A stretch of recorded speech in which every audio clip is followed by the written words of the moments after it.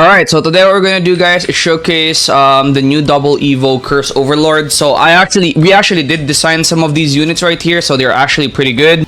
Alright, so here we're gonna we have a placement Curse Overlord. By the way, Curse Overlord does only have one placement right now because he does have a pretty overpowered ability. He could get buffed potentially.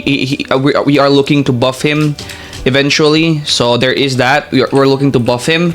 So upgrade 1, upgrade 2. Okay, so his move changes now to Cleave Slam.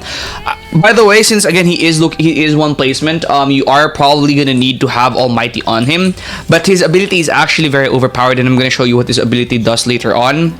We are working to maybe get his ability available on lower upgrades, because right now his ability is only available in the last upgrade, and I'm gonna tell you later what it actually does.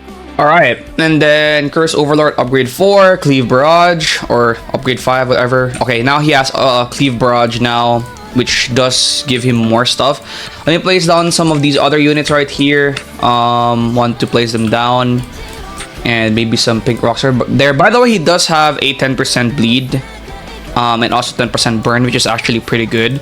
But we are working on buffing him because I think right now he's actually too weak because he's only a one placement unit. And the reason why he's a one placement unit is because he actually has a very powerful ability that I think should actually get should get focused.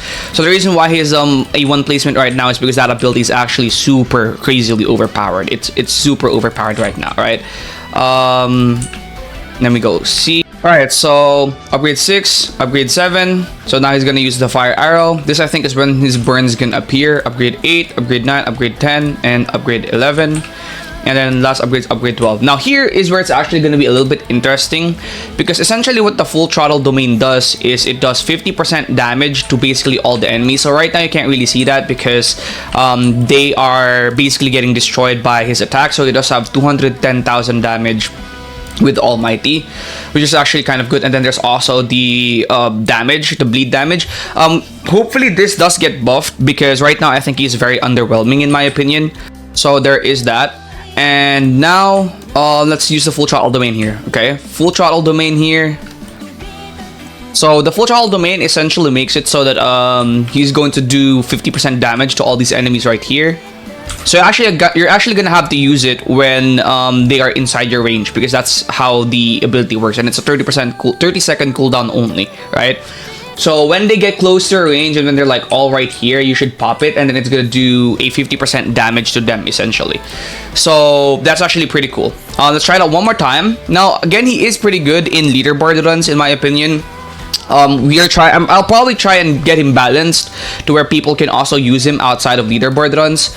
So yeah, so as you can see right there, this will do guaranteed 50% damage to enemies. Okay, guaranteed 50% damage to mobs, which means they're going to get this beaten up. And especially in leaderboards, in the higher waves of leaderboards, this is actually going to be pretty insanely overpowered. So yeah, right now he is only one placement though, so there's that. Like, we'll probably work on making him better because he's just one placement right now. But yeah, that's it for Curse Overlord right now.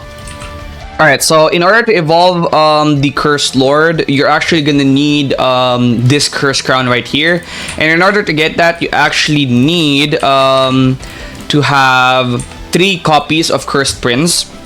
Alright, so you're gonna need 3 copies of Cursed Prince, which means the non-shiny version. So you're gonna need to summon for Cursed Prince in order to get the Cursed Crown. And 10 of these Radiant Guardian and 5 of these Golden Emperor, okay, right here.